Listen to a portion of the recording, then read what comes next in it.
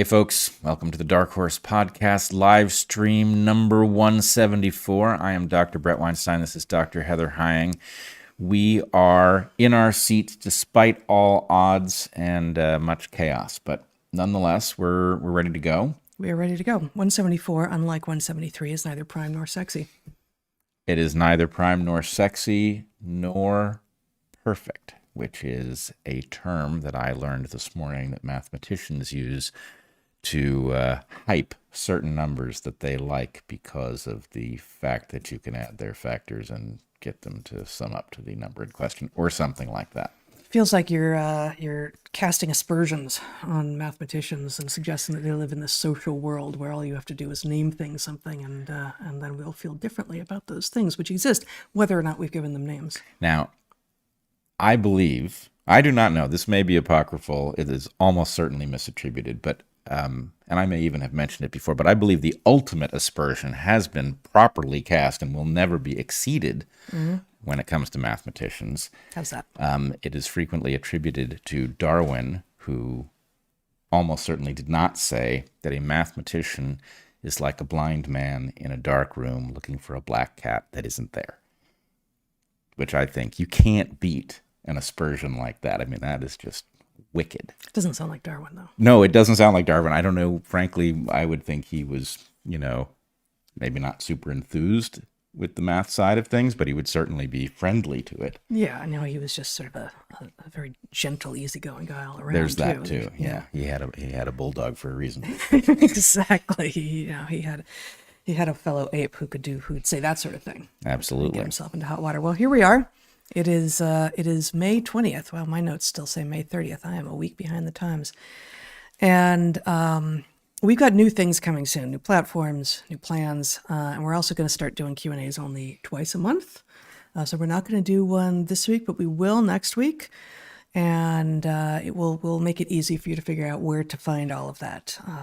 But you may want to find a cubby or something in which to put Qs that have to wait a week for them to meet up with A's. And we wonder sometimes internally why people have a hard time figuring out how to do what we are asking them to do. We do wonder. No, we really don't. No. We really don't. You don't. No. Nor does our producer sitting over there in the corner.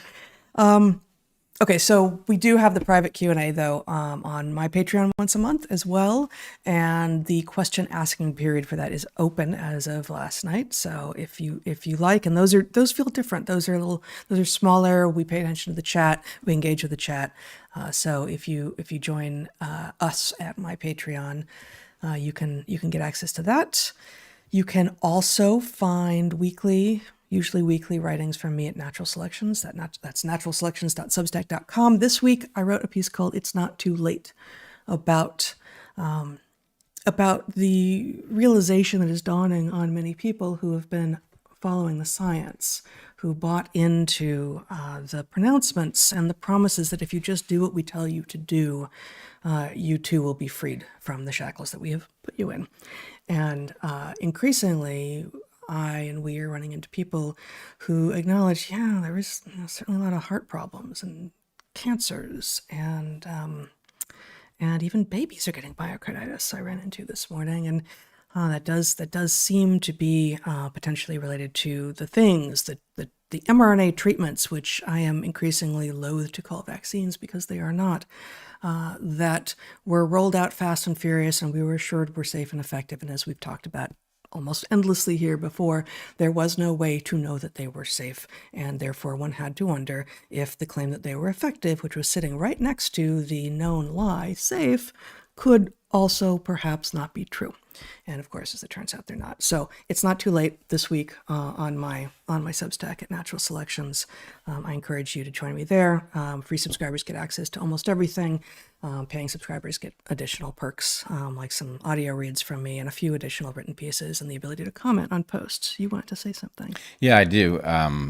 I, as you know, have been go traveling and not had a chance to read your piece yet, so it's possible that this is redundant. But I feel it is always worth saying in the context of it's not too late that everything we know about the types of damage that we see suggests it's cumulative, and therefore not only is it not too late in the sense that there's still something to salvage, but there is every reason to think that if you have shown no symptoms of anything so far, that stopping now is potentially the key to future health. So Absolutely. And I think that is absolutely true. My the tenor of the piece is more about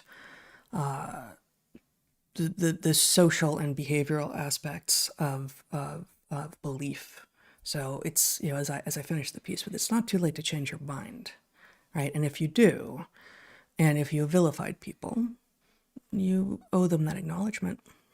And even if you did not vilify people, as so many did, if you do change your mind, just try in the many, among the many other things that everyone is no doubt doing, to be a bit more aware and awake to what you are being told and assured of that is coming in under the guise of expert guidance, that perhaps is no such thing. We've seen it in abundance in the last over 3 years now, but of course it is happening all the time. And increasingly, when you are told, just do this thing, we've looked into it, it's behind closed doors, don't worry about it, we got your back, they probably don't have your back. yeah, I think something is in the air. I don't know if you're noticing it as well, but what happened with Crystal Ball and Bobby Kennedy Jr. and the reaction to it, to me, is actually quite heartening. The fraction of the world that is now awake to something is quite large, and so I'm beginning to feel like the assessment that we get from looking at the world as it's presented to us of what it is that people believe is so wildly off that you're better off to just discount it. And Yep, I agree. Now, I don't know what you're talking about. I was also traveling this week, and I did not pay attention to most of the stuff happening on social media. But yes, it does feel like there's a lot in the air. Before we embark on that, let's just get through the rest of the top of the hour and get to our sponsors, and then start talking in earnest. We have DarkHorseStore.org, which is through a print shop who makes all of our merchandise right here in the United States. It's a couple of American entrepreneurs who both create the products and run the shop. And so supporting DarkHorseStore.org with products like Pfizer, the breakthroughs never stop, supports not just us, but them, and they will never censor us, unlike the previous outfit that we sold our merchandise at. We are supported by our audience. We appreciate you subscribing, liking. By this time next week, there will be more places to find us, and we look forward to talking about that then. But you can also, so subscribe, like, share videos at the moment on YouTube and on Odyssey and through Apple Podcasts, Spotify, all of that. And to support us in another way, consider joining one of our Patreons, where Bret has some monthly conversations on his, and we have a private monthly conversation on mine, and we also have access to the Discord server where this conversation is taking place all the time. And one of the things that the Discord server gives you access to is they figure out each time that we have a Q&A in advance which question or questions they'd most like us to answer, and we start off all of our Q&As that way, and they are reliably excellent questions, honestly. So all of that is happening through our Patreons. And then, of course, we have sponsors, all of whom have products that we actually vouch for, or have close friends who vouch for them if they make a product that we can't assess ourselves. So 3 sponsors at the top of the hour. As always, here we go. Okay, our first sponsor this week is Sole, S-O-L-E, who make custom moldable footbeds for inside your shoes, providing affordable pain relief since 2001. Sole footbeds include a signature supportive arch, which is clinically proven to reduce arch strain in your feet. And these footbeds are great for any arch height. If you have low arches or flat feet, you simply heat mold them in your oven at home to ensure a comfortable level of support. That is all true. Anecdotally, I will say that Sole footbeds have been a game changer for me. I was born with weird feet. Weird enough that I had reconstructive surgery on them when I was 13, which put me in a wheelchair for months and truly ugly orthopedic shoes for a year. That surgery was extremely successful, such that I was playing varsity sports within a couple years after that, but it's been a while since I was 13, and my arches are beginning to flatten, and my feet hurt a lot more than they used to. Wearing shoes with sole footbeds in them is helping tremendously. I've just started doing this in the last couple of months, and it is, like I said, a game changer. I have sole footbeds in my extra tough boots and my hiking boots, and even in a pair of shoes that you might go to a nice restaurant in. The kind of shoes that I wear less often than the other kinds of shoes, but they work in all sorts. They have multiple styles for different kinds of activity, and if you have any foot issues at all, you should seriously try these footbeds. Sole footbeds are easily customizable, as I already said, using your oven at home. You put them in the oven for a couple minutes, and then you put them in your shoes, and you just stand still in your shoes for, I think it's 5 minutes. And then they're personalized, and it's like having a custom orthotic at a tiny fraction of the price, and excuse me, and you can buy them off the rack effectively. Not that you put footbeds on a rack, but I don't know how they make them. Maybe they do. Footbeds in a rack, but not weapons of mass destruction. Yeah, it's a different rack. But, Yes, yeah, it's a different rack. Yeah, and they're That's made how from I heard it. Okay, yeah, and the dog is snorting back there, so maybe it's how she heard it as well. The dog whose rump we can see at the moment, she's turned the wrong way. They're made from recycled cork too, which is cool. So sole footbeds also reduce pain from plantar fasciitis and shin splints. They promote neutral alignment and good posture, and are particularly effective at preventing fatigue when standing or walking for long hours on hard surfaces. 2/3 of people who try sole footbeds come back for a second pair, and many have trusted Sole to keep their feet energized and pain-free for more than 20 years. I'm using 3 pairs of them at the moment, and they're all great. If you've ever wondered whether orthotics could add to your comfort or athletic performance, this is your chance to find out what 16 million satisfied soles, S-O-L-E-S, already know. As a Dark Horse listener, you can now try Sole footbeds for free for 30 days. Simply go to yoursole.com/darkhorse or enter the code DARKHORSE at checkout to receive any pair of footbeds with no charge for the first 30 days. Your credit card will be charged 30 days after your order ships, and if you don't love your footbeds, simply return them before the 30 days are up and you won't be charged at all. That's yoursole, yoursole.com/darkhorse, or enter the code DARKHORSE at checkout for any pair of footbeds on yoursole.com. Try Sole free today and say goodbye to sore feet. Yeah, I have also been using the footbeds, which I did not do at first. I loved the couple pairs of shoes that I had, and I've really used them a lot, especially when traveling and needing something a little fancier. The fit is fantastic, but I've started upgrading other shoes that I have occasion for. Like I've even upgraded some extra tough boots. Here on the. I did say that I had done that Oh, myself. sorry, I missed that part. But yeah, Yes. the upgraded rubber boots, like you wouldn't think a rubber boot. I've done a lot of walking in rubber boots, and it's often a sloppy experience. But you can upgrade them with these things, and it's super cool. As you know, we spent a week in Alaska recently, and I was mostly wearing my extra tough soles in them, and they were amazing. Yeah.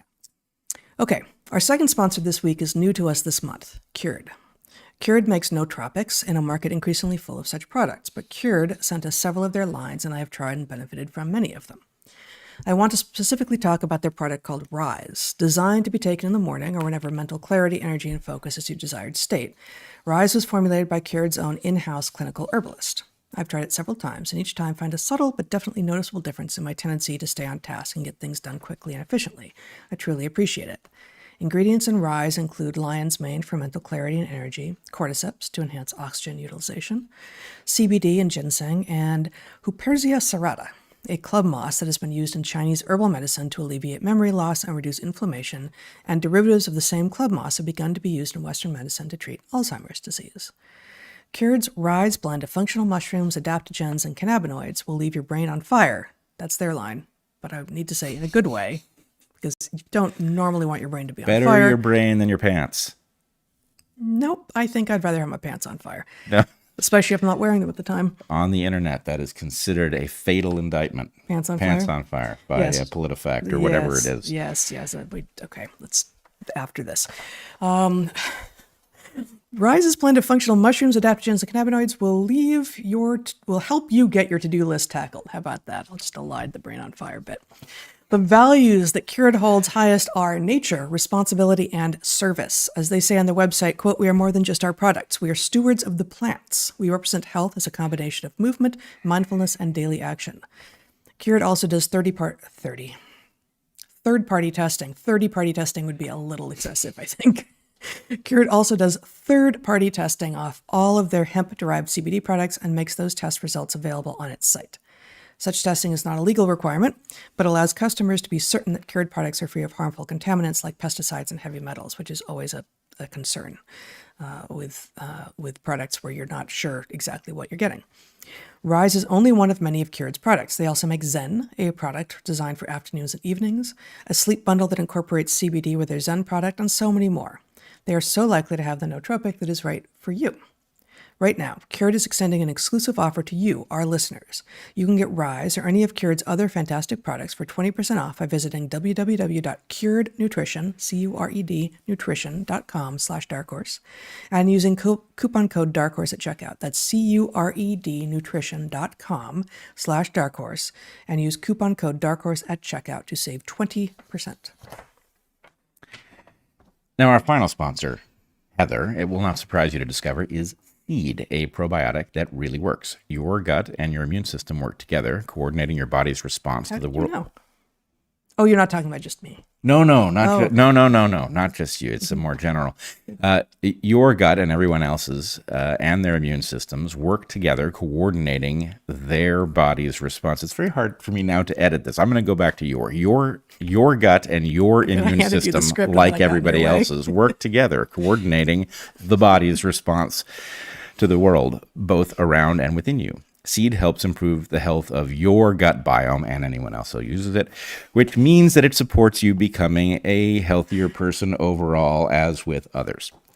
Our resident gut microbiomes directly impact the development and function of the immune system. Even before we're born, microbes inform the immune system, teaching your body how to distinguish between benign substances and pathogenic antigens. That is, substances our body doesn't recognize as its own.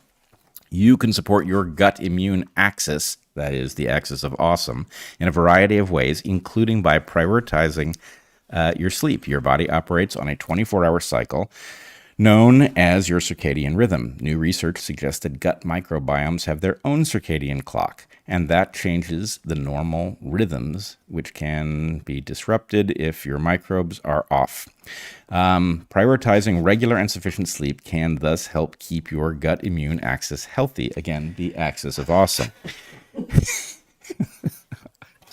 Apologies to all involved, but I'm having a good time. So you can also support your gut immune axis by taking Seed's DS01 Daily Synbiotic. Seed is a plant-based prebiotic and probiotic. Geez, you designed this to trip me up, didn't you? It's not my product. I love it. Right. But the name is a little bit of a tongue twister. Seed is a plant-based prebiotic and probiotic with 24 strains that have been clinically or scientifically studied for their benefits. I get it. I see the distinction, clinically versus scientifically. It's perfectly well stated. Thank you. 16 of those 24 strains are specifically geared towards digestive health, as you would expect from a probiotic, and 4 of the 24 probiotic strains are known to promote healthy skin. Your skin, like your gut, has its own microbiome. Seed supports both gut and skin health. Seed is free from 14 major classes of allergens, including but not limited to sugar, animal products, soy, gluten, peanut, glyphosate, dairy, shellfish, and corn. And Seed is basically is double hulled. That is the structure of the capsule. It is engineered to maintain viability through your digestive tract until it reaches your colon where you want it. And the same design makes it resistant to oxygen, moisture, and heat, meaning that no refrigeration is necessary. Seed's Daily Synbiotic supports gut and skin and heart health, micronutrient synthesis. We have heard from several people who have used Seed and report improvements to their digestive function in 24 to 48 hours. You and I have both used it and had excellent results. So start a new healthy habit. Visit seed.com/darkhorse and use the code DARKHORSE to redeem 25% off your first month of Seed's DS01 Daily Synbiotic. That's seed.com/darkhorse and use the code DarkHorse at checkout. Awesome. I survived. You did. All right. Shall I start or should you start today? Why don't you start? All right. The press secretary, Karine Jean-Pierre, got into trouble with conservatives this week, as she is wont to do, when she, and Fox News, as it is wont to do, took her to task. You may show my screen here, Zach. Fox News tweeted, quoting Karine Jean-Pierre, in which she was talking about bans on trans treatment for minors. She said, "These are our kids. They belong to all of us." Okay, if I may have my screen back now. These are our kids. They belong to all of us. And many people online, conservatives, I expect, had a predictable meltdown as a result of this. Not today, Satan. The Dems are communists. They're saying the quiet part out loud. Right? These were some of the kinds of responses that she got for, and this is just based on that one tweet from Fox. I'm sure there was all sorts of other similar stuff all over the web. But I don't think the conservatives have it right either, because the press secretary, while objectively wrong at one level, right? These kids aren't all of ours. You know, our producer sitting over there is not your child. He's our child, and he's never going to be anyone else's child, right? Even as he's not a child anymore, he's still our offspring, our child. But it's also true that the children are our future, and that sounds woo and silly, but it's true. Collectively, we owe it to the children. We owe it to the children, not just our children, but all of the children, to not let them destroy themselves. We do.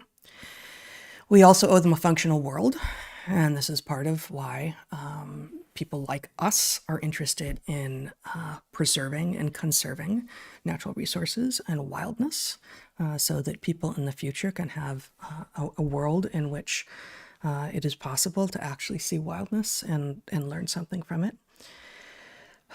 And the madness masquerading as care and kindness in trans activism world, that is puberty blockers and cross-sex hormones and surgeries for minors, is something that we as a society are obligated to protect our children from. So we have a quandary, right? Both sides in this, and this really does seem to fall into sides, but it's not left versus right. It's not liberal versus conservative. Both sides in the should children be allowed to medically transition to appear more like the sex they are not.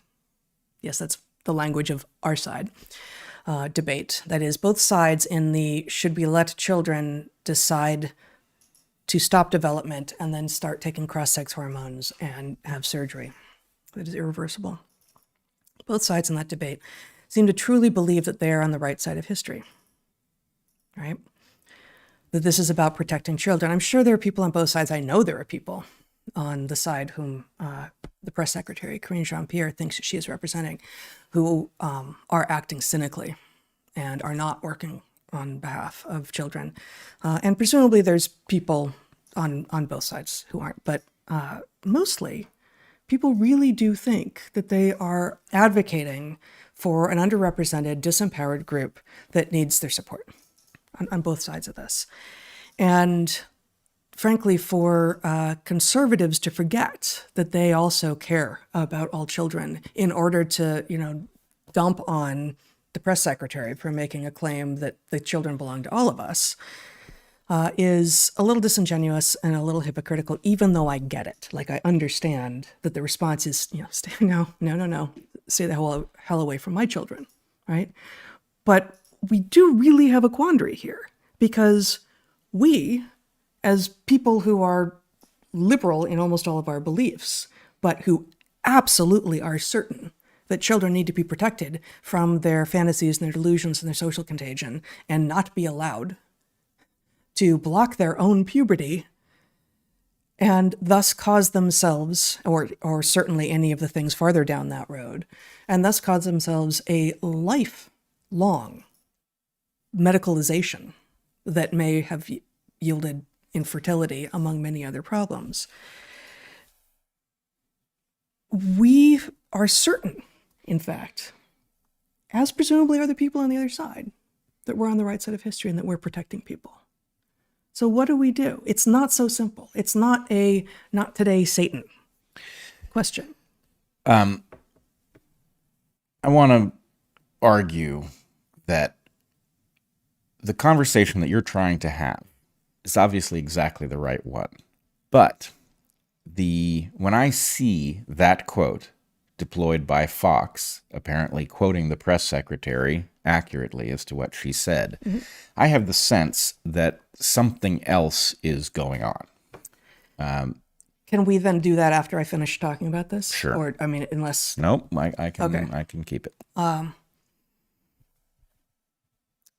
So, and we've ended up talking about trans activism a lot on DarkHorse, and I've written about it a lot. And we have always been careful to distinguish it from what we call true trans, which is an exceedingly rare condition, which in a few cases may actually be genetic, such as in a little village in the Dominican Republic, and in a few cases may be due to developmental things that happened in utero, for instance, but it is exceedingly rare. And increasingly, this conversation, I'm certain, is not about those people, by and large, who want to stay out of the limelight and want to be left alone to live the lives that they need to live in order to be their best selves. The vast majority of what is passing for trans right now comprises this resurgence of regressive gender norms that will reinforce disempowering lifestyles for women. That's one. Social contagion, mental delusion, or some combination of all three. So let me just talk about these three briefly.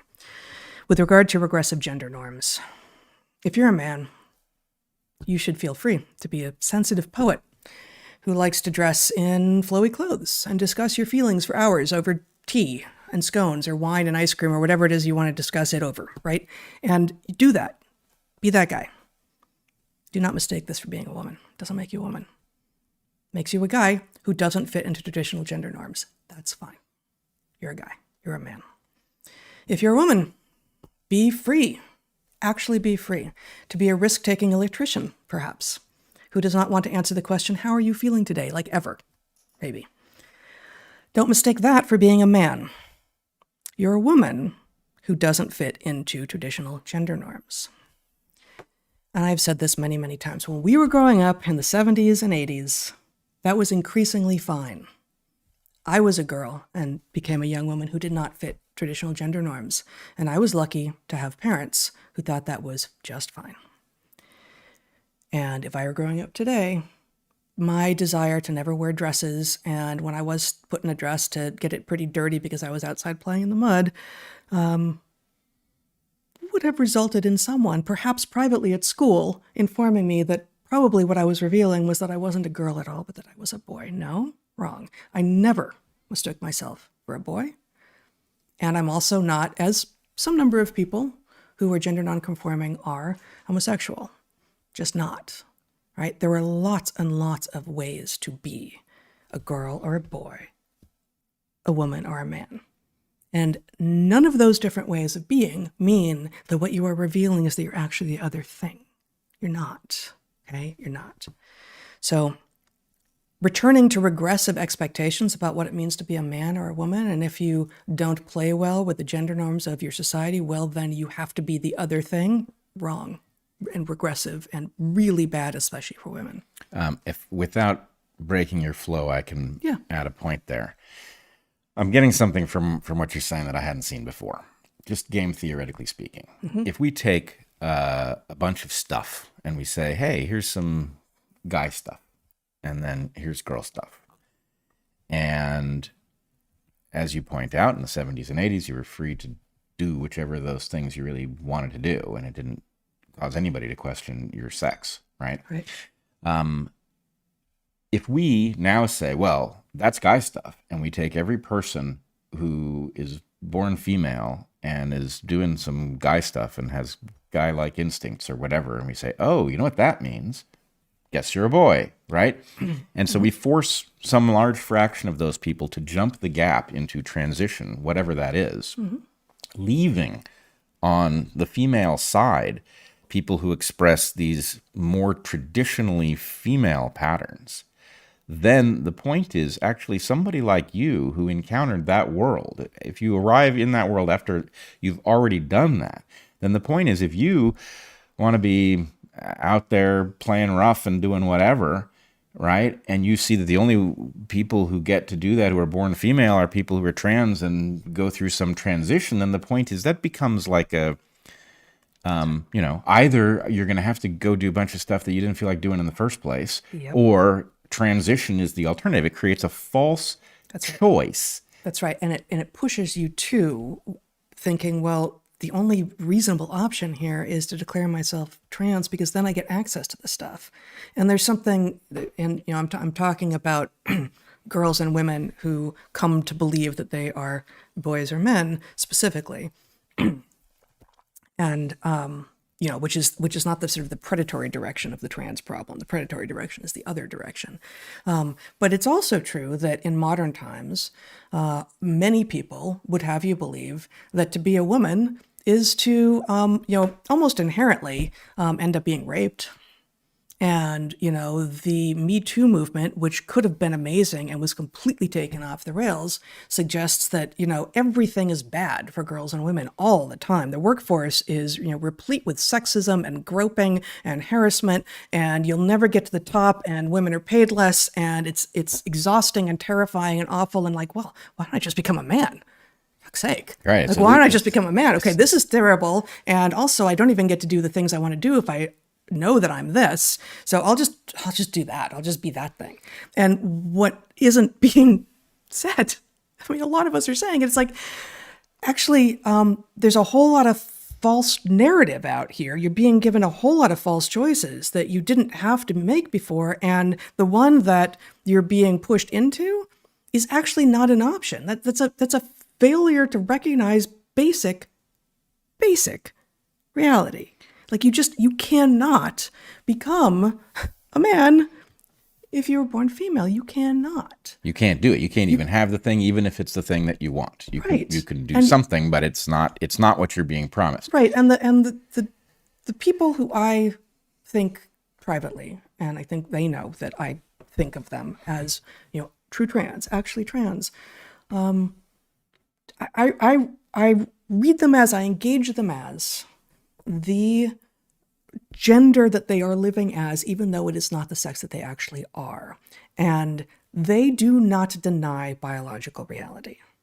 The people who are actually truly struggling with a gender dysphoria and gender dysmorphia that is persistent and consistent and painful and awful for them, such that they really feel that they need to live as the thing that they are not, the sex that they are not, even though they cannot ever actually become the sex that they are not the ones on the streets doing the activism. That's not what is happening. So I had something else I wanted to add. I'm imagining a scenario in which a girl like you were in modern times. If we just sort of transport your situation into modern times, and a girl who is enjoying doing stuff that's traditionally boy stuff reveals this, and then gets a reaction from the female role models in her world that is predicated on the nonsense narrative that's being pumped through the New York Times, Scientific American, the Biden administration, in which those females who should say, what's the natural thing to do? The natural thing to do is to be supportive of this girl. Frankly, there may be a little good-natured chiding of the fact that you're a tomboy. I don't think that's even out of keeping. The fact that a girl is, hanging with the boys is something that is worthy of comment. It's interesting. Mm-hmm. And so anyway, this girl should be getting feedback from her female elders about what she's doing, what its implications are. Obviously, that's, if she's hanging out with the boys, there are probably some things she needs to know earlier than she might need to know them otherwise. And instead of that, I'm imagining that these female role models are suddenly going to have the sense of, okay, she's trans. What does that mean? Well, it means we're in danger of a suicide if we're not supportive, right? That is the trump card that is used to sell this whole thing. So the point is, okay, nobody do anything dumb, all right? We are completely supportive of her transness. We are there for her 100%. And so now we need to broadcast that at her so that she understands we're there. We're going to get her through this. There's lots of help available, blah, blah, blah, blah, blah, blah, blah. And so the point is, the feedback that would ordinarily, under any normal circumstances, at the very least, even if the girl thought she was trans, be like, are you sure? Can we talk about this? Lots of people have the sense that they are one thing or another, and it, naturally goes away in most people. So can we just, slow down and figure out what it means? Yeah. But the somehow we've experienced a reversal of the default assumption, and the default assumption isn't a mild default assumption. The default assumption, which is that you're the sex you are. That's the default assumption. And the very, very, very exceedingly rare thing, which is, okay, maybe you're intersex, extremely rare, or you are the sex you are, but maybe you really are going to be better off living life as the other thing. We know some of those people because we were teaching at extremely liberal college, right? At the point that this was becoming more of a thing. Most people probably would never meet someone unless they who was actually trans in the true way, unless they happen to live in a small population where there's a particular genetic thing going on, like, as I mentioned, this little village in the Dominican Republic.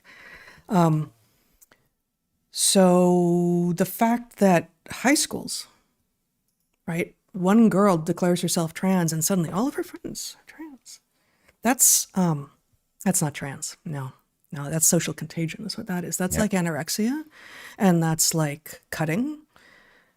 And unfortunately, that's like suicide, right? Like those are the things that we see spreading contagiously through teen groups, especially female teen groups, male teen groups as well, but female teen groups. And when it's anorexia or other eating disorders or cutting or, God forbid, suicide. We don't encourage it, do we? No, we do not encourage it. That would be criminal, as so is the encouraging of this social contagion that is happening. So I want to fill that in a little bit. One, the examples you mentioned are exactly what you're saying. Social contagion is the right version of the story. Mm-hmm. There is another version of the story in which the same pattern exists, but it's not inherently pathological. Okay. Right? So we see lots of trends. Trendiness is a thing, especially in the young, right? Whether it's a trend about, how you wear your hair. Hem length. Hem length. Right. Whether it's the style of music that you like or the style of dancing that you're doing. Yep. Or, the expression, nobody says daddy-o anymore. So the point is... I never knew anyone who did. Right. No, we are too young for daddy-o to have been a thing. So it was always hilarious. It was always a go-to. Okay. But the point is, it is very natural for social experiments. In fact, right. This is sort of Dawkins' understanding of what memes are, is that they're these like flashes of something spreading horizontally across the population. And it can be very, terrible stuff like cutting or worse, or it can be benign stuff, right? Like the inflection of your voice or whatever. And so the point is that is a natural feature of that age. And we have taken something. And let's talk a little bit about why. Yeah, well, let's get there. But we have taken something in which the consequences could not possibly be more dire and long-term. Right? You are talking about committing this, a tattoo is bad enough, right? You get a tattoo of something you thought was cool when you were 15, and it's like, oh, God, do I have to live with that thing or get it removed, right? But we're talking... Stakes are low. Right. The Stakes are tattoo low on a stakes are tattoo. low compared to, you know what? I think I might be trans, right? And then suddenly we're, permanently modifying you in a way that actually takes functional stuff and replaces it with, at best, a simulation that isn't functional, right? This is the whole. Well, people are becoming living avatars. That's it. They It's are the online rules. They are aspiring to be a facade. Yep. To be an To be a avatar that will presentation. pass. And especially the younger these kids do this, the more likely they are never to have experienced their body as an adult.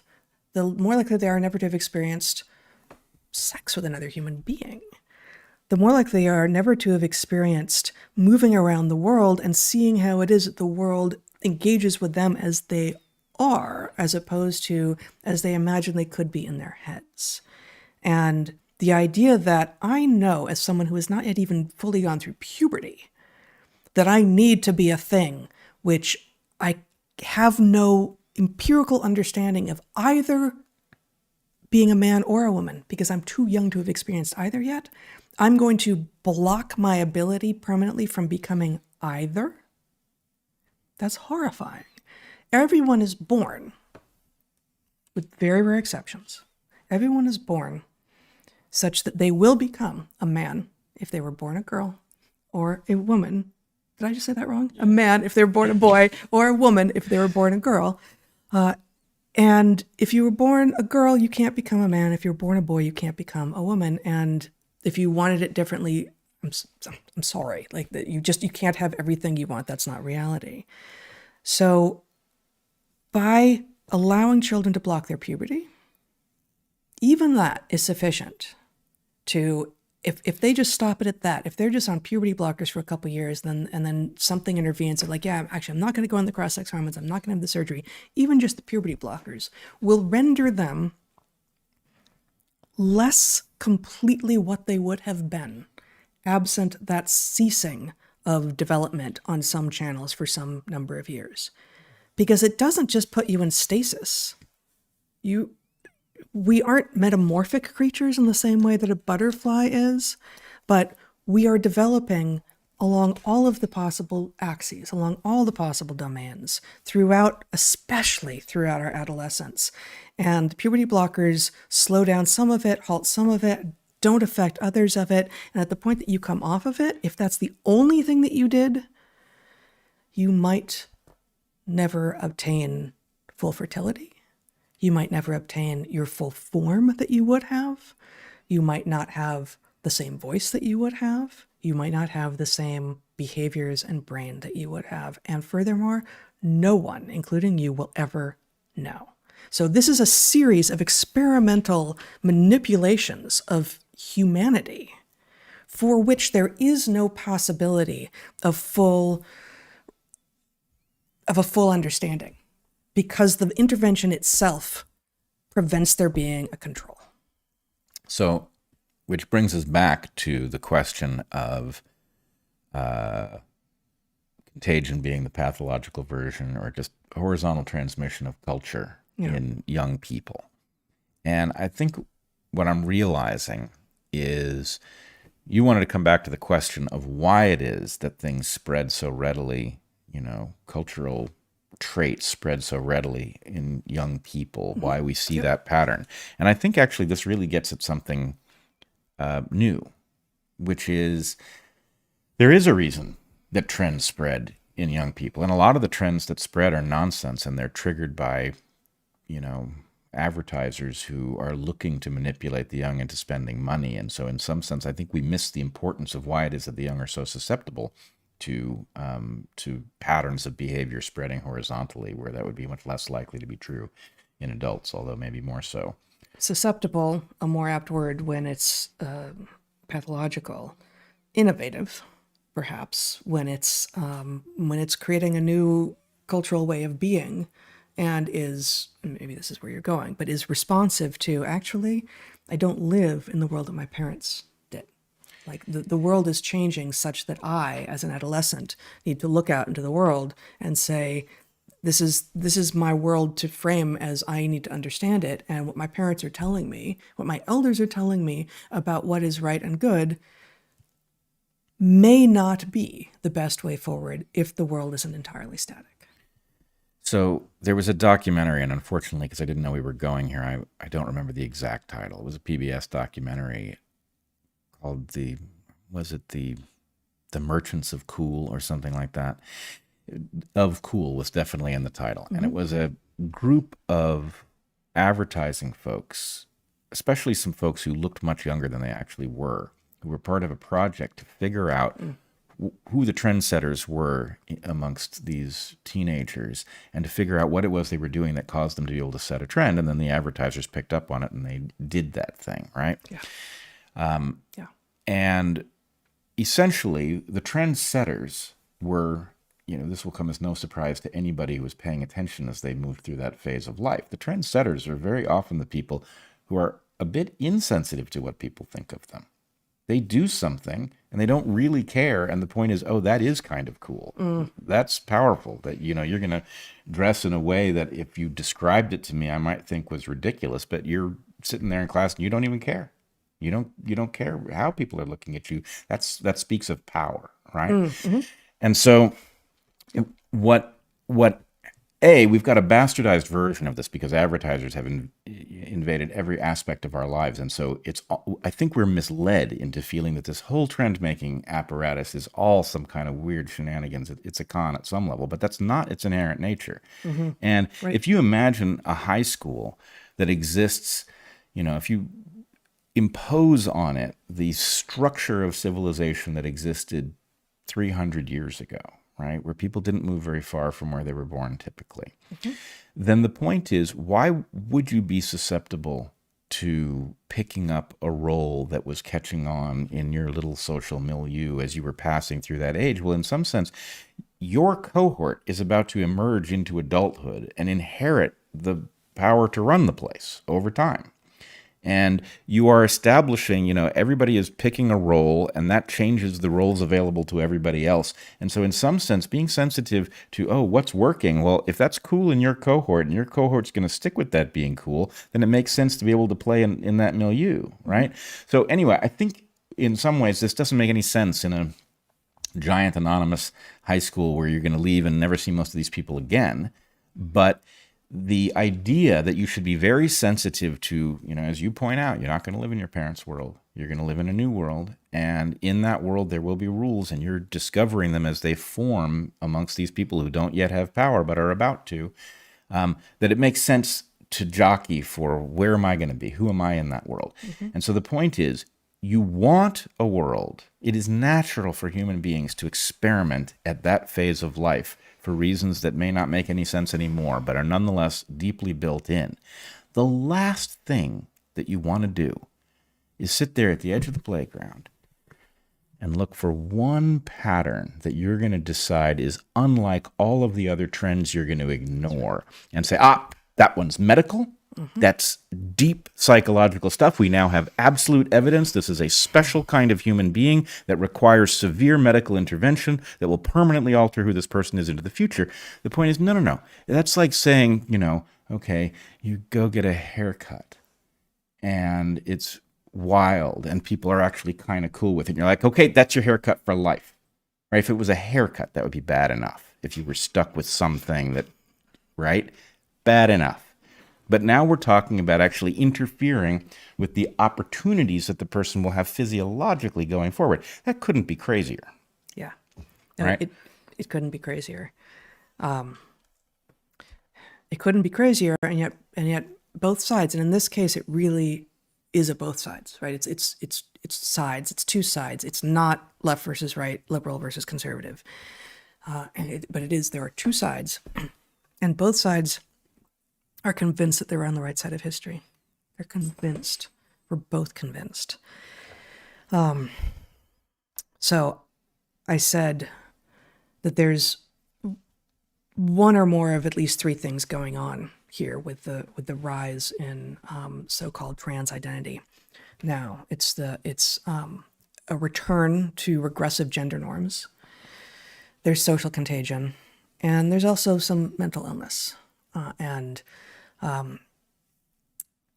usually the mental illness is wrapped up in the social contagion, but the fact, what you already mentioned this, but often, parents are told, well, if you don't support your child's trans identity, their chances of committing suicide go way up. And what is in fact true, because that's not, is that people who become convinced that they are trans are separately also very likely to have a number of other diagnosable mental concerns, such as depression and anxiety and various other things that have been named in the last 20 or 30 years. I'm not trying to trivialize them, but there's a cluster of these sort of social anxiety things that include even the darkest of the dark, and that can sometimes lead to people committing suicide, that are clustered in among people looking for a home, looking for identity. And looking for identity is a large part of what a lot of people are doing, looking for meaning and looking for identity in adolescence, right? And frankly, I'm just like, to be very honest, I don't recognize from myself, nor do I remember the friends that I had in high school, which included you, focusing so much on like identity. Like I was focused on meaning. Like what are we doing? What is this about? How do I make meaning in the world? And how do I make it a better place and make my life have had meaning? Yeah. And increasingly, frankly, it's a move towards the narcissistic. It's a move towards the interior. Like, oh, how do I figure out who I am and how I'm presenting to the world? That's more about identity. And like, there's always some of those, but it does feel like adolescents now are expected to be focused on identity and not on meaning. And frankly, I think if we move more towards how is it that you can make meaning for yourself and for the world through your life, rather than how is it that you can make sure that everyone knows who you are as you understand it by making sure they get your made up pronouns correct, for instance, is that's not going to be nearly as good a choice for you. But regardless of whether or not the anxiousness and the sort of debilitating concerns about how the world views you that are so common now, that are associated also with the rise in social media and cell phones and not spending time moving your body and outside and actually physically engaging with your friends, like in real space and time. It's all of that is sort of a rise in mental illness, if you will, and wrapped in the social contagion. We get people who have the one thing that the guy on the side of the playground in your vignette goes like, that's the one that we're going to prioritize. That's the one that we're going to name and decide that that's not social contagion. That's not mental illness. That's the one. That's not a trend. That's not a trend. That's reality. That's a reality that all of humanity until now has been missing. We never saw it before, but suddenly in 2013, something like that, we're going to have this uptick and it's going to be happening. And the press secretary now... Go ahead. The press secretary now refers to what is being done to children as treatment, as in trans treatment. No, that's wrong. It's not treatment. We don't treat anorexia by taking away food from anorexics and telling them that they're fat. That's not how we treat anorexia. We don't treat people who cut themselves by supplying with sharp knives and private space in which to get in touch with their feelings. That's not how we treat people who cut themselves. This is the opposite of treatment. But the confusion on, yes, the other side is they are revealing their true selves. They're screaming for help into the abyss, and if you don't listen to them and honor their delusions, then they will kill themselves. No. There is separately suicidal ideation among some people, and those concerns need to be dealt with, but it is not this way. It's not this way. So I want to add a couple other things, and then I want to get back to what the press secretary said and why. Okay. But not only are we identifying something that might be a fad on a playground and identifying it as, oh, that person is actually a victim of a kind of oppression that we are now morally obligated, all of us, to support them in something that we understand about them. et cetera, et cetera. But we are also handing people who need two things from us, the inverse of the two things that they need. Yeah. We are handing them a weapon with which to get that which they want at this instant, which they may, in the present context, urgently want. And it may be their parents' obligation to say, no, honey, I'm going to have to override you on this one because that's my job. My job is to create the environment that makes you into the adult that you can be and that you want to be, not to cater to what you think you want as a child. Sometimes you know what you want and sometimes you don't. And this is the time when I need to say no. So handing them the idea that, oh, well, if you allude to suicide, then you get what you want, right? That's going to create terrible parenting because the parents can't counter it. And B, it's going to create more suicide, right? It is going to turn this into something, an arms race, where they're going to have to be, a credible threat. And a certain number of people are going to lose their lives because of this cynical ploy. Yeah. A secondary contagion is being created by the people who are claiming to be trying to prevent just that. Right. But they're creating it. They are creating it. Now, the other thing is, and this is going to get back to the press secretary in a second, but the thing that people need, imagine the collection of truly well-intentioned women, role models, who are encountering the Heather-like girl who is expressing some boy-like preferences in the world and are motivated to think, oh God, we know who the good people have been in history and who the villains have been. We're going to be the good people. We're going to be as supportive as we can, yada, yada, yada. Those people need to hear from women who maybe did travel a route more like yours, where they discovered actually they could do whatever they wanted, right? It's not even that you chose a male-like life. I mean, you have 2 kids. You've done the mother thing beautifully, and you've also been a jungle biologist. You've chosen what you wanted. You can do that. Somebody needs to tell the girl who discovers that she has some things she wants to do that aren't traditionally girl things, but that's fine, right? And the problem is that We used to do that. right, those women who are supposed to be the role models for that girl who is in need of advice might find you and hear from you or somebody else who's got a similar story, right? But they're not going to, because as soon as the environment, the political environment, has been deliberately charged so that you are not an authoritative source on this because do you know what else is wrong with your perspective? And then a list of phony things that mean that somehow you're a cryptic conservative despite having never been a conservative for a minute in your life, right? So I don't follow the right science. I don't follow the right science. That's a doozy of a statement. But yes, it's exactly that. The point is, this is just creating an environment where everybody needs somebody to tell them what they need to know rather than what they want to hear. And the rules that mean that as soon as you start listening to the person who knows what you need to know and might tell you, and the point is, well, you're not Are you listening to Bobby Kennedy Jr.? Do you realize he's an anti-vaxxer, right? That thing causes you not to hear from the person who has exactly the piece of information that you need to learn. Well, I think there's 2 different things that you just invoked there. There's we're gonna attach kryptonite to that thing, whatever it is. Whether it's me talking about being a girl who didn't like to do girl things, or it's Bobby Kennedy Jr. running for president and getting no traction because people go, oh, anti-vaxxer, right? But there's that. But there's also, I've just forgotten because I said anti-vaxxer.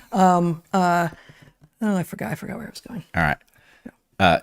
Hopefully it'll come back to you in a second. So I want to get back to the press secretary and what I think actually happened. Is it that moment? Sure. Yeah, I've got a few more things to do, but go for it. So here's my concern. First of all, press secretary is a very special job.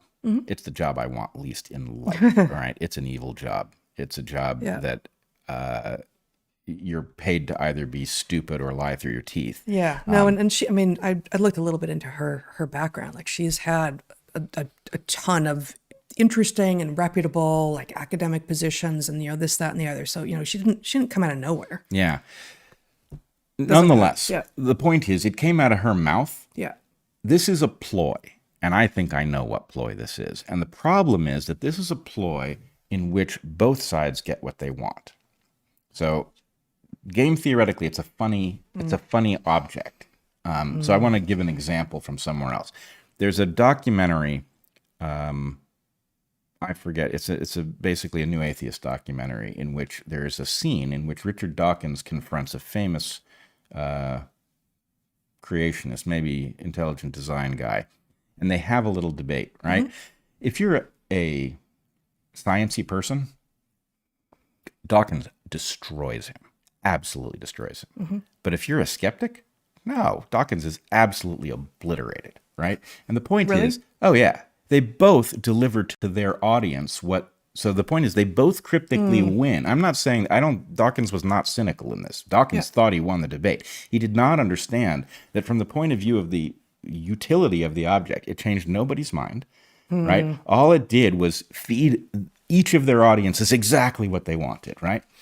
Now, this thing that came out of the press secretary's mouth is a clever construction designed to produce this reaction. And the point is, sorry, but like that is part of why I started with like, I went and scrolled through the comments. I'm like, not today, Satan. Right. Dems are communists. They're saying the quiet part out loud.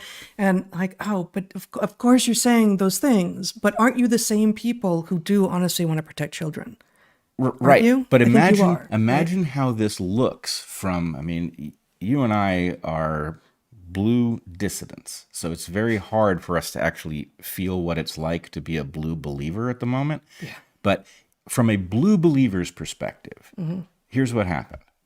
The press secretary said something actually just noble and normal, something everybody understood 2 years ago.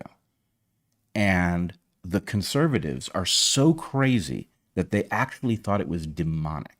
Right? So what she said was, the children are all our responsibility, right? That's not the exact quote, but that's what people who are New York Times readers will have heard. These are our kids. They belong to all of us. They belong to all of us. My point is, they belong to all of us is the most beautiful Mott and Bailey I've ever seen, right?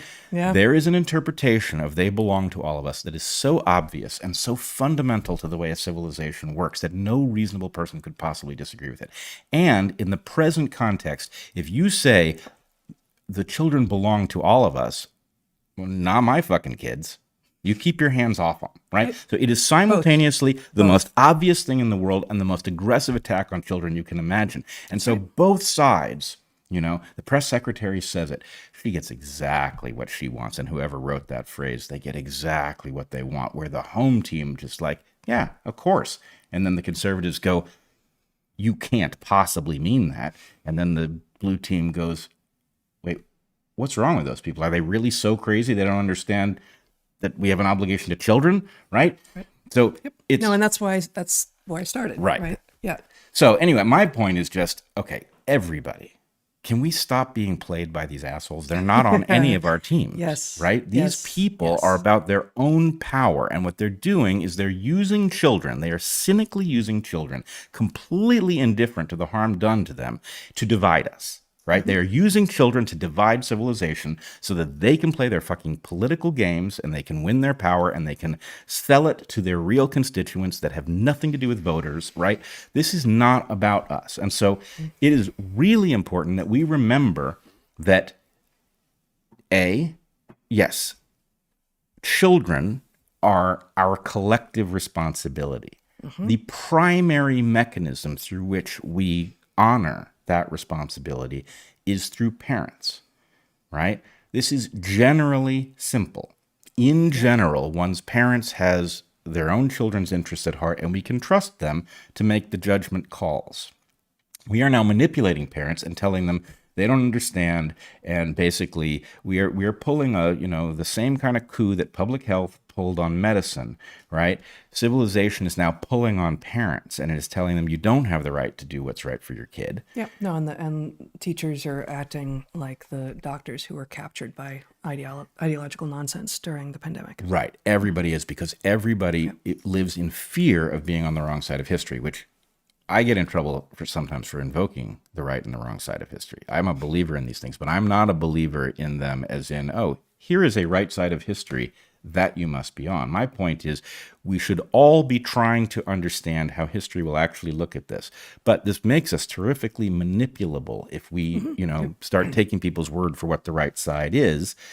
And we have to avoid that. Yeah. Especially where children are involved. Especially where children are involved. So a couple more things related to that, and we could go on indefinitely. And I'm going to write about something related in natural selections this week, so you'll get more. In Florida, and I've not read the bill, but a bill passed, I think. I'm not actually even sure. So I just saw this last minute before coming on air here. That combines limits on abortion to fetuses that are under, I think, 12 weeks of gestational age, with limits on puberty blockers, cross-sex hormones, and surgery for minors, that is, people under 18 who declare themselves trans. Now, I wish they hadn't combined those two things in a single piece of legislation. It certainly doesn't help the vast number of us in the middle who don't just vote by platform or by party, but who have different views on different things. But it is what it is, right? So let's just focus for the moment on that second part, which has been widely portrayed as denying healthcare to minors. Denying healthcare to minors. That's not what it is, of course, but here we go. If you would put up my screen, this is, and I don't have any idea who this guy is. He tweeted this thing. I'm putting it up. Don't spam him. He is tweeting about a report out that says Florida Governor Ron DeSantis signs bill legalizing anti-LGBTQ plus medical discrimination. The law allows any medical provider or insurer to deny care based on ethical, moral, or religious beliefs. So again, that's not actually what happened. But this MD says, I'm an emergency medicine doctor. When you come to my ER, I will take care of you, even if your beliefs are different than mine. My job is to take care of patients. If you would deny a patient care because they have different beliefs than you, then you should not be in medicine. Okay. That sounds, again, quite reasonable. And I think this may be, I think in this case unintentionally, because this is just some presumably good faith trying to do his best ER doc, who's making a claim that sounds utterly reasonable. And there were, lots of replies to him saying, it's not what the bill says. It's not, like, no, you're wrong. But the part of that I want to take issue with, because I think it is a way of framing this deep and important disagreement that we have in this country, is his framing of this as taking care. A doctor's job is to take care. A parent's job is to take care. The administration understands that its job is to take care of those who cannot take care of themselves. And that's right? It's our job to take care of our children, and it's our job as a society to take care of those who cannot take care of themselves. And it's doctors' job to take care of people. That's why they come to doctors. But for me, and for us, and for many of us, this amounts to a fundamental disagreement about what it means to take care, right? Taking care of children, again, and we already did this, probably for over an hour at this point, we've already been doing this. What it means to take care of children is to not let them, certainly not encourage them, but not let them make medical decisions that they will never be able to undo at the point that they are yet unable to understand the implications of those decisions. What it means to take care is to protect them such that they have as many options open to them as possible in the future, which includes being a fully fledged, fully capable, fully able human adult of whatever sex it was they were born to. That's what it means to take care. All right. Couple things. One, it is amazing to me how remote we have become from the Hippocratic Oath. Yeah. There is something about the Hippocratic Oath and the Nuremberg Code that exist above job descriptions, right? These things are, I mean, we don't say oath lightly, right? Mm-hmm. Not many jobs have an oath. Right. Doctors have an oath. Mm-hmm. That oath is rather like the claim that one should be very concerned about making sure that they are on the right side of history, where it is easier to understand the obligation than it is to operationalize it. What does it mean to do no harm? Obviously, a surgeon does a certain amount of harm, Right. and hopefully the point is net good is always the objective. Yep. But nonetheless, there is an oath here. And the surgeries in question, the puberty blockers, the interventions surrounding affirmative, so-called affirmative care, which is, like vaccine, a euphemism being used to sneak something past us. But the kinds of interventions are very specifically destructive of non-subjective physiological function. Right? To go from a person that can conceive a child as either a male or a female and render them someone who cannot conceive a child at all. Do we talk about men conceiving children? I don't think so. I don't think we so. use that word for men, do we? If not, I am going to bring this up at the next meeting of the patriarchy, and we're going to get that do that. changed because Gotta be men pretty have. crowded in there. Suppose we agree that although men cannot actually conceive children, that they have the right to conceive children. Do we have to call you Loretta? No, but Stan would be fine. In any case, so I think the overarching point is that this is actually, at the operational level, genuinely difficult stuff. I don't think the affirmative care stuff is genuinely difficult. I think the point is young people are not in a position to know for certain enough to get involved in any medical intervention that has permanent implications at that age.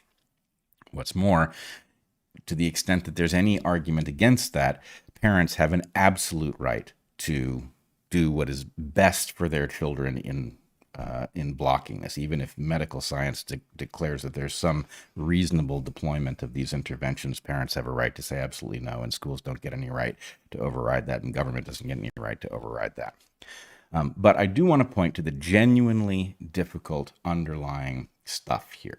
Okay, when you first, I did not know that the abortion limitations and the Not allowing medical intervention for minors who declare themselves trans. Right, were housed in the same bill. On the other hand, when I hear that, I instantly get why that would have to be the case. It's, I thought maybe it's sneaky political stuff, but in some sense, what DeSantis appears to be trying to do is to carve out a mechanism where doctors cannot be forced into really diabolical medical interventions, right? If society is going to say, well, we have to support these children in their transition, and that means that you have to, A, agree that such a thing is reasonable, and B, provide the medications that set the children up, and C, get them into the surgical setting where this all happens. If you're a doctor who thinks you're talking about mutilating children on the basis that they learned something at school that made them think for, some period during their teenage years that they might be in the wrong body, and I don't want any part of participating because I swore an oath that I wouldn't do that sort of thing, that doctor has to have the right to say no, right? And so I guess my point is, as soon as you recognize that doctor has to have the right to say no, in some sense, you've recognized that doctors have the right to say no, and obviously, you and I are in a very different place than DeSantis and others on that side of the fence with respect to the right to an abortion early in pregnancy. But I don't see a meaningful difference between a doctor's right to object to maiming children according to this, trans belief structure that has so cynically been foisted upon us, and the right to say no to participating in in that process. Framed as you are an expert in a domain for which you went to school for a very long time, it is within your purview to decide whether or not you will do some procedures.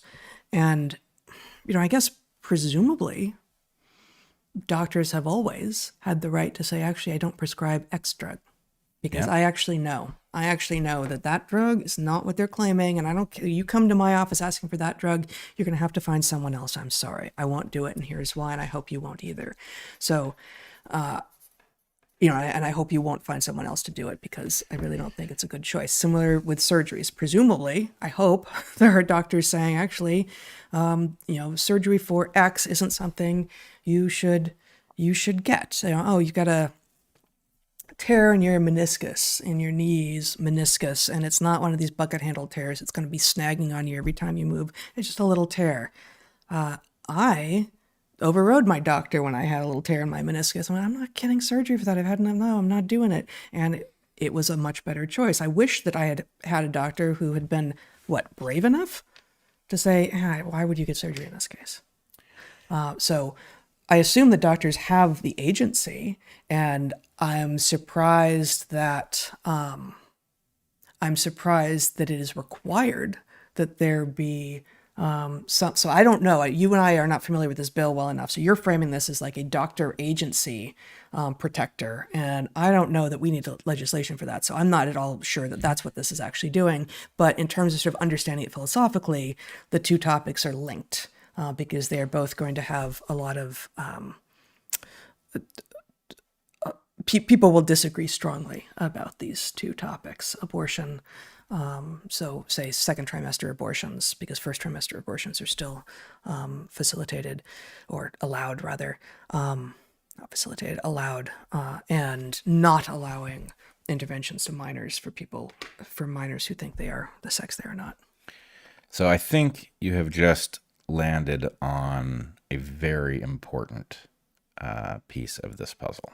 There's a phrase that has been ringing in my ears since early in COVID, and I have not quite figured out why it's bugging me. Mm-hmm. It is standard of care. Mm-hmm. I believe doctors are less free than you think because of the idea of standard of care, which I think standard of care is going to fit on a list of objects that seem obviously positive, and it's going to be a disaster. And that list of objects includes things like peer review, which turns out is not the same thing as review by your peers. Mm-hmm. It is going to land next to things like evidence-based medicine, which is not the same thing as following the evidence to the right medical interventions. There's a list of these euphemisms that are used to constrain the deployment of products and procedures. And the thing about standard of care is that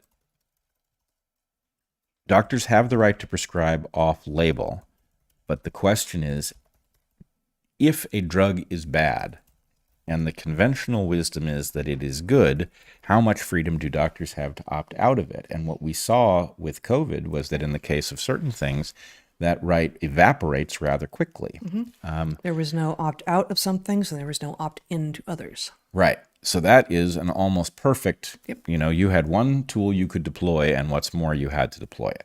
Mm-hmm. And the whole thing would have unfolded very differently if that had not been the case. But so standard of care, I have a feeling, is a rock that we're going to find a lot of very creepy things under. But the other thing that I wanted to say is if you look at the quote from the press secretary, again, it's a beautifully constructed object to create exactly this kind of Rorschach moment. Again, these are our kids. They belong to all of us. Right. They belong to all of us, which will be read by blue team loyalists as of course they do. They are the responsibility of, it takes a village, and it will be read by the red team as, they're not really your kids. Leave them to us, which is, in fact, there's been an awful lot of that in school and elsewhere. But here's my point. Okay, the children are, it is civilization's responsibility to put children first. Let's put it that way. That is actually true. Yep. Parents are the way that we typically do that, right? And parents are not guaranteed to do a good job of this, but in general, at least we know that a parent's interests are in general aligned with their own children, whereas the government's are not, right? The government's interests can be exactly counter to the children. So parents are the primary tool, but here's the issue. Yeah. Let's take an analogous situation that has nothing to do with affirmative care or COVID or any of the other controversial stuff. In general, parents have, as they should, extraordinary rights to decide what medical interventions to expose their children to, right? The Nuremberg Code says you have the right to informed consent. In the case of a child who is too young to be properly informed and to consent to these things, the parents stand in lieu of the children, and they must have informed consent. But this leaves us in a quandary with things like, I believe it's Christian Scientists who don't believe in doctors. I don't know, maybe. Let's just say that there's some small but significant religious sect in which I think the religious explanation is effectively, who are you to interfere with whatever God might be doing to you? Yep. Right?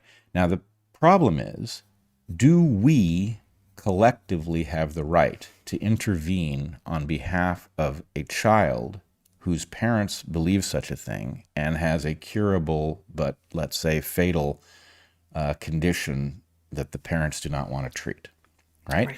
I'm not saying I know the answer to that. My instinct would be that we have the right to intervene, but I'm not sure of that because I'm not sure that I want to carve out that right in the face of governmental structures that will clearly abuse any opening and, drive a train through it. Right.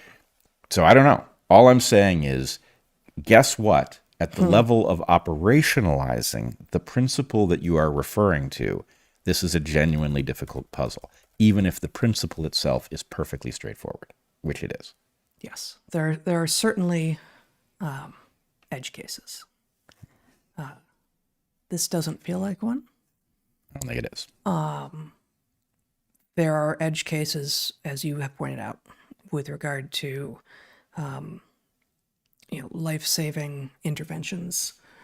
But then, of course, there are many things that have passed as life-saving interventions that have turned out not to be life-saving interventions. And so those things that seem really, really clear will not be clear to some people. And even some of the people for whom those edge cases aren't clear, not all of them are crazy, right? Some of them had an anecdotal experience that is not something that is likely to ever happen again. But as a result, they say, no way, no how, not that thing for any member of my family because my cousin this, right? Well, and it's challenging. I would say this is the other, you and I have talked in general terms about this question, which is getting less, we have talked about the question of whether or not the Amish are right. Right. And the short answer has been not exactly, but they may have the right idea. They may have spotted something and picked an arbitrary moment to step off the technological escalator, but nonetheless, it doesn't mean it's the wrong decision. But I would point out, given the idea of metaphorical truth, that metaphorical truth means something that isn't literally accurate, but stands in for a belief that you can't spell out that is literally accurate. The idea that, who are you to interfere with God's, physiological plan for you?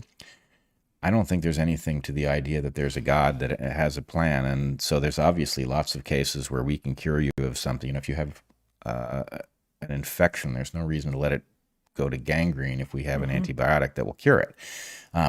But I would say that traditions that are extremely cautious about medical intervention are looking more and more prescient given the level of iatrogenic harm that we are now seeing, COVID being the most distilled and concentrated case where simply opting out of everything the medical establishment told you made you better off than following any of it, really.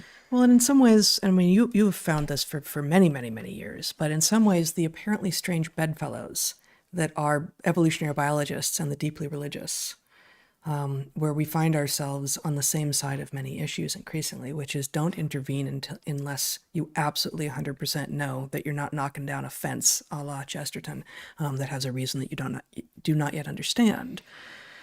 These alignments between, for instance, evolutionary biologists and the deeply religious are about recognizing that, the origin story is different.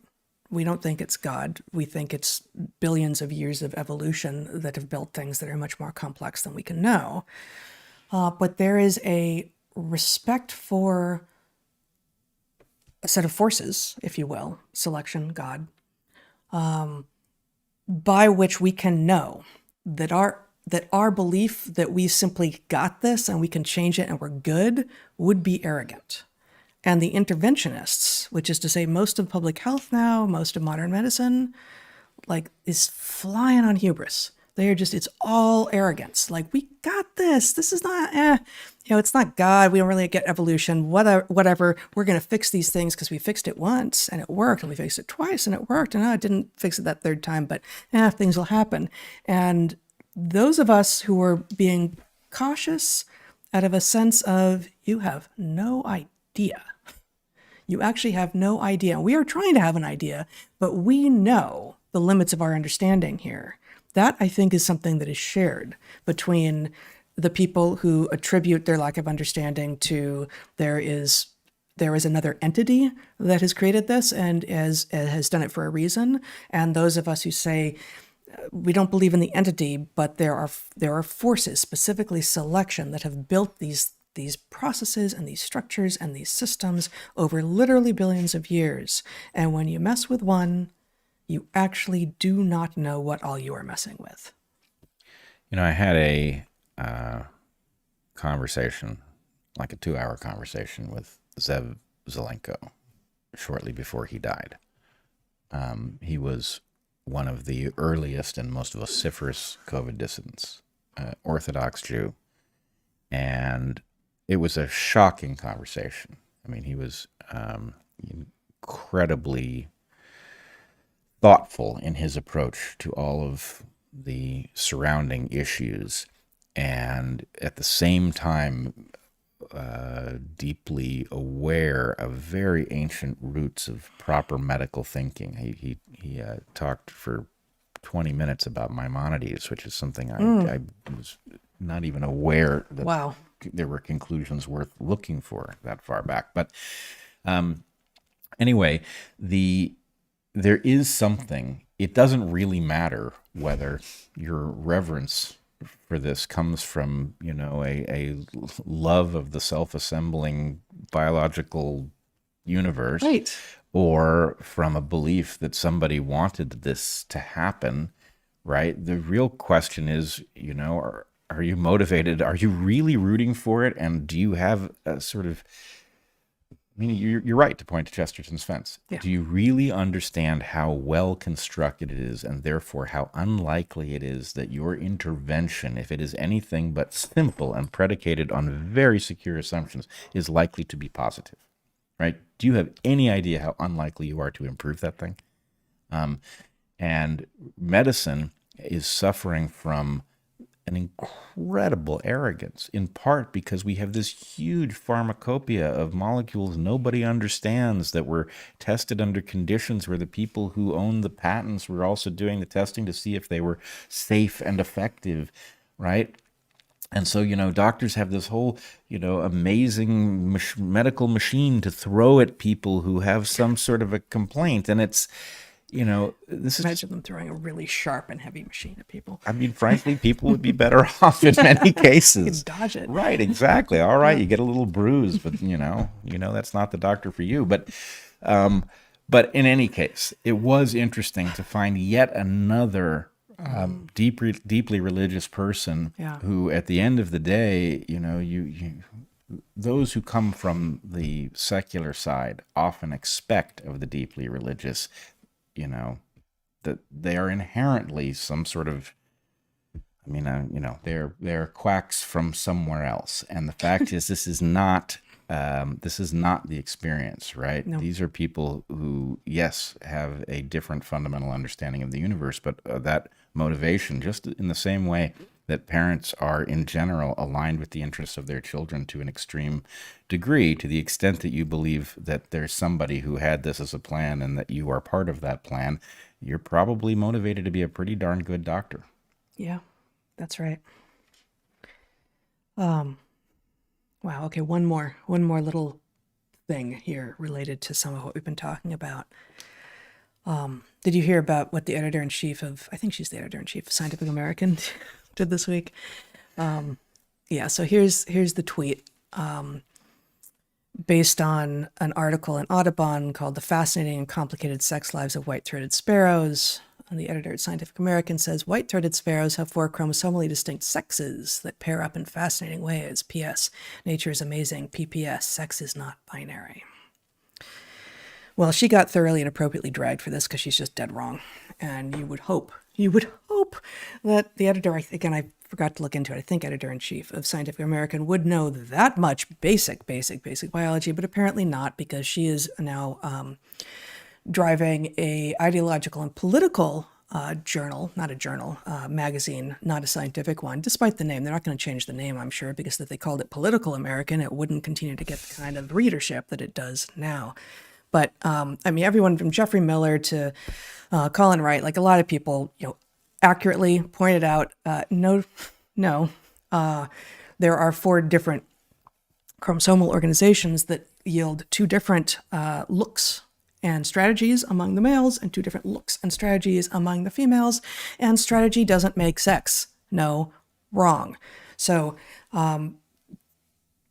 that is, I think, all I'm going to say about that right now, and I may not even refer to that, but what I'm writing about for my Substack this week, which I think will be fun, is about a system with which I am very, very familiar, in which multiple male strategies do not render all those different strategies lots and lots and lots of different sexes. No, just like in humans, males can look a lot of different ways and do a lot of different things. So too in, as it turns out, poison frogs in Madagascar.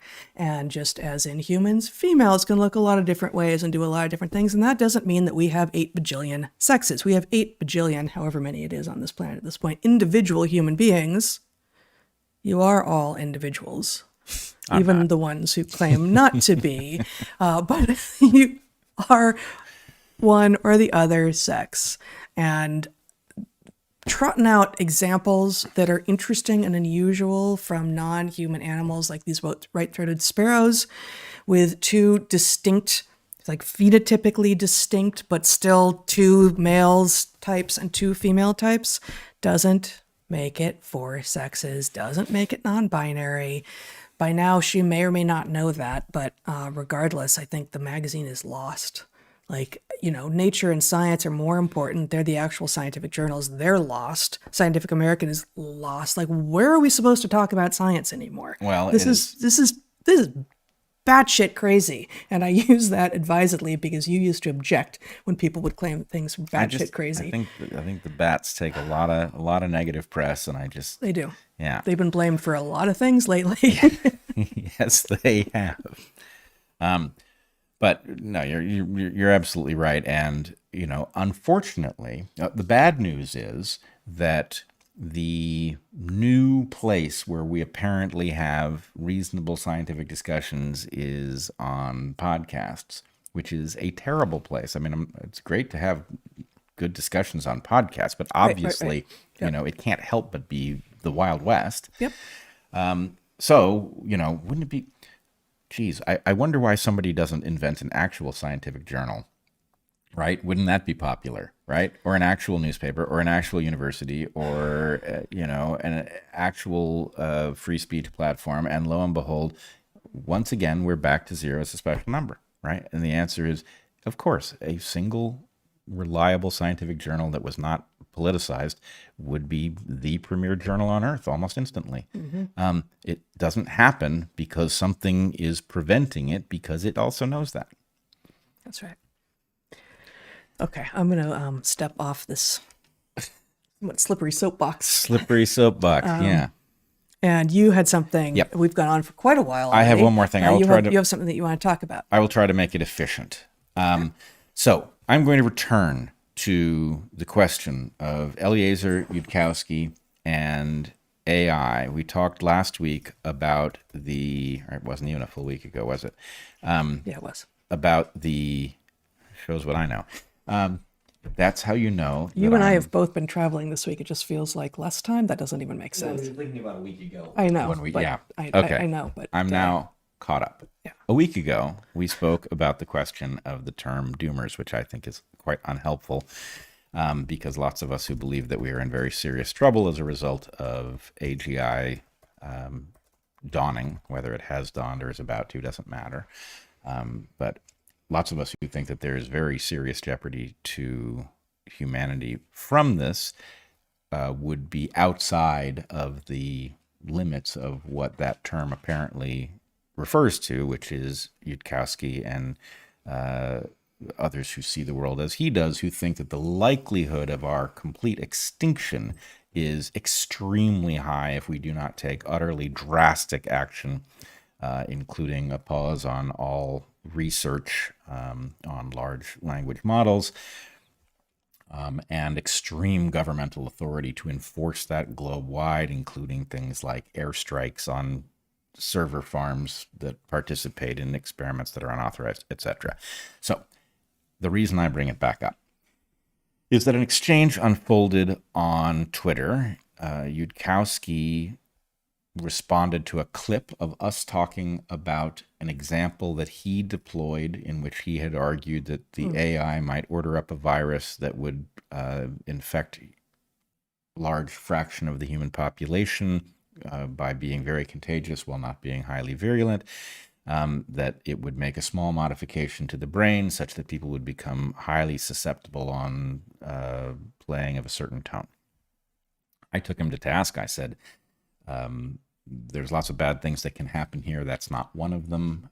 And that he has some obligation, if he's going to say, look, there are lots of ways that this could go very, very wrong, that he has to deliver examples that are plausible. And that when it comes to biology, I just think he is displaying that he misunderstands. So, Zach, do you want to show so here, Eliezer says at Bret Weinstein, 1, what is your understanding of my claim that a superintelligence could design a virus that would rapidly propagate through a large chunk of the population? 2, what do you think is impossible about your version of that claim?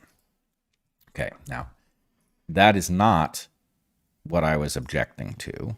I tried to be as complete as I could inside of a single tweet, and I said, quote, design won't work in the foreseeable future, but specify modifications to existing viruses is clearly possible. Just ask EcoHealth Alliance, who participated in work that did just that, which very likely escaped the lab in Wuhan, creating the COVID pandemic, is what I'm alluding to. I continued. The part I found preposterous was that a virus leads to cognitive control of all infected or post-infection humans. That doesn't square with reality. Eliezer responds. He says, why not? Toxoplasmosis is not a thing, ? No virus can possibly damage or modify brain structures. I don't get what you think you know can't happen. He continues. Is your objection more like 1, it is not physically possible for there to be such a thing as a viral syndrome that, e.g., damages the amygdala and modifies the auditory nerve, or 2, not even a superintelligence can design, or if you weirdly prefer, modify a virus which does. We won't continue his tweet. You want to go to the next screenshot? You want me to read this one? It's a bit smaller. I think I can almost get it. Let's skip the one on the top there. So Eliezer, another account. Yeah, another account responds from Bret's video, quote, the idea that it is going to produce a novel biota that is going to embarrass natural selection, this is a dead end. The AI is constrained to the same biological logic that creatures are. I think that this is closest to one of two, first the option, biologically impossible alternative that Eliezer spells out. Yep. Eliezer responds, cool, then it should be no trouble for Bret Weinstein to tell us those key facts of which I am ignorant, by which it is known to him that a superintelligence may not do that, May no more do this. may no more do this than travel faster than light. Okay, I will not continue reading his tweet. I think that's the substance of it. Then I respond, stunning that you think it's a matter of facts about which you are either aware or not. Your misunderstanding fundamentals of a complex process and projecting into the gap logic about a roughly analogous, complicated process, while demanding action that is sure to increase the risk. He says, okay, so you don't actually know of any reason a superintelligence can't build a virus that infects a lot of people in a month, or why that virus can't tweak brain structures. Next screenshot. Okay.